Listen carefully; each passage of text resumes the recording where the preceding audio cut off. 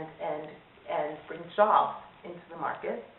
And 3, we have got to stop this crippling notion that everybody is entitled to everything. Government incentivizes, rewards bad behavior, and punishes good behavior. We've got to stop punishing people for working. We've got to give people a chance to go out and work hard so they can appreciate what my parents have appreciated. So, I am happy to answer questions or have dialogue back and forth. I didn't want to just spend too much time speaking. I would like for it to go back and forth. Do you have any questions for me? Yeah, I taught school, and I'm so embarrassed for the students of this country to have to see how both Republicans and Democrats are behaving, including our president. You know, so what do you think you could do, you know, to kind of go back there, and instead of, you know, because I think in a way Mike Lee is back there, but the problem, I think he's done a good job, but I see a problem in him. He's so rigid in his own opinion that that's part of the problem back there. Everybody is rigid in their own opinion.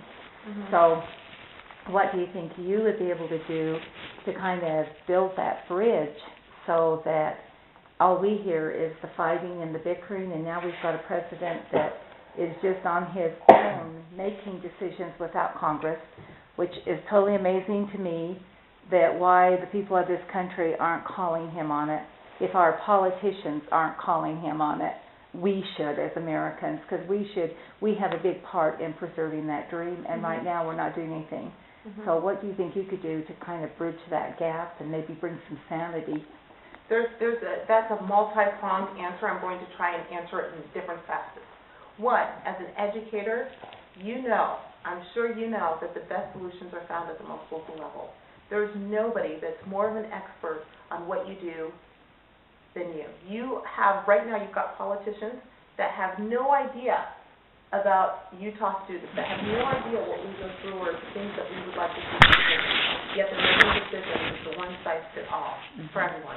I'd like to see the states take over education. Oh, I would too. I would love to see that. I would love to see the states go in and say, you know, this is what we're going to do, this is how we're going to use our funds. If other states want to do it differently, then let them do it. And you know what? If I'm a parent and education is the most important thing, I will make sure I move my rear end where I have the best, I have those opportunities for my children.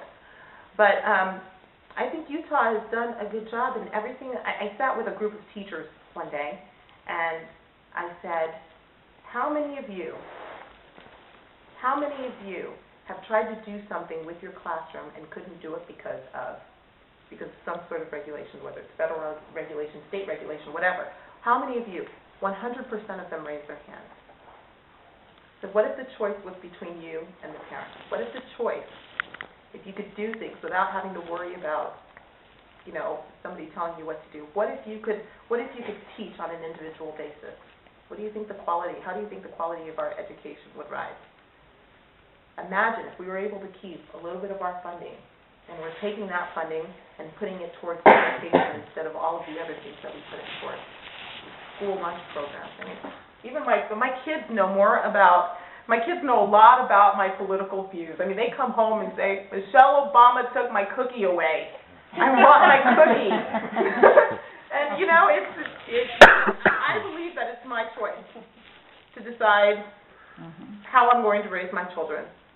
If I tell my daughter she is not to have a cookie at school, I expect her to listen to me. And Happy Meals are okay, yeah. Once in a blue moon, sure. I can take my kids once in a blue moon to have a Happy Meal, sure. You know, but I tend to raise my children differently. We eat well. I want to keep them as healthy as possible. And so now I said, well, Obama's not going to take away your cookie. We're going to make home lunch.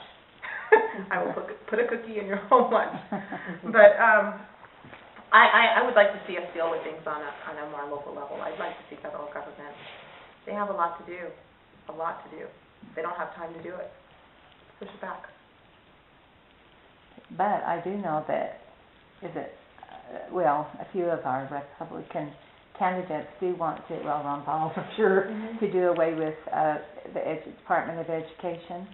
So is that something that you would bring up to push, to put the education back in each state and maybe an amendment? I would. I think it's the right thing to do.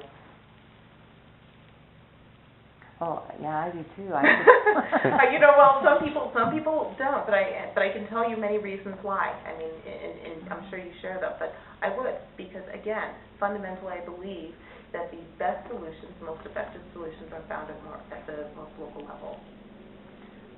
Oh, I hate to keep talking, because I No, know it's okay. this has to do with education, but I know that's how I got to know Aaron Osman is. He had the worst idea I've ever heard on education, and we just had a meeting with some teachers and him, because I thought, here's our elected officials. See, to me, I think it should really go local. Like I've told him, if you want to improve education, then you need to meet with teachers. You were at the meeting where they were coming up with an idea on medical in the state of Utah, where you outsource your medical to go to China or someplace for a surgery. And that man talked about that. I told Aaron, I said, outsourcing of jobs has killed this country.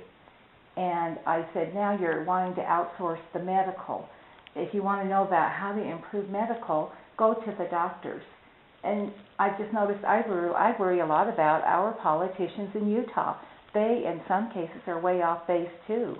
And I'm thinking, would you be willing to call in to me if you want to improve the education, call in educators, doctors, call in the medical field, call in, You're absolutely right. And what's great about, a lot of people say, well, why aren't you running for the Senate? Why aren't you running for governor? The biggest difference between the Senate and the House, a lot of people don't realize this. The Senate is there to represent the state. The Senate was originally elected by legislators to represent state rights, and then the House represents the people. I am more qualified than anybody else to run in the House because that's where my work has been for 8 years, has been where the rubber meets the road. I am there to represent. My job is to represent the people in that district to Utah, not the other way around. So when people ask me, where are you going to live? I mean, are you going to rub shoulders in Washington, D.C.? I'm not there to go golfing or to go hang out at the country club. I live in Utah. I live in Utah, and people have got great ideas here.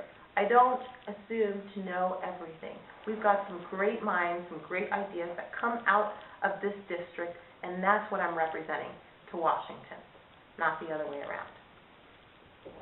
Aaron did a great thing by listening, because he could have been stubborn. He could have stuck in his ways and thought that he was just, but at least you have a representative that's saying that you're saying, okay, let's sit down, because that's not, you can't be the expert at everything. So you've got to be willing to sit down and listen to some great ideas. He did a good job of listening, but what I'm worried about, and this is the politician I'm looking for, is not just listening, but doing. And see, I had Aaron at a meeting at my house. I heard what he committed to those teachers, but then I read in his last newsletter that he sent me, which I will bring up to him when I see him again, is he was only thinking about doing some of the things, which I heard him say to those teachers he was going to do.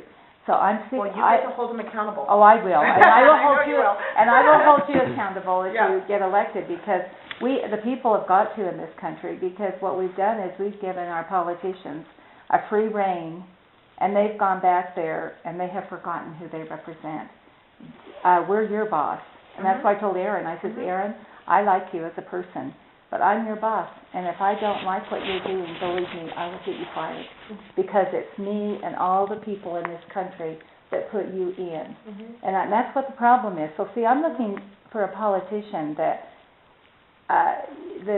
just isn't saying it. And that's one thing I did like about Bridgewater, was I felt that he would do what he was saying, and that he also would be able to work with Democrats. That he would say, okay, my ideas are really important, but not add another issue in the bill. He would say, but what can we do with just this issue? Let's just have one issue in this bill, not put tons of stuff into it, and let's work together and see how both sides, and so that's why I'm wondering, would you be able to do that? You might have to give and take, and then maybe stand up and say, you know what, I'm sorry, in my bill, I don't want all this pork. My bill is just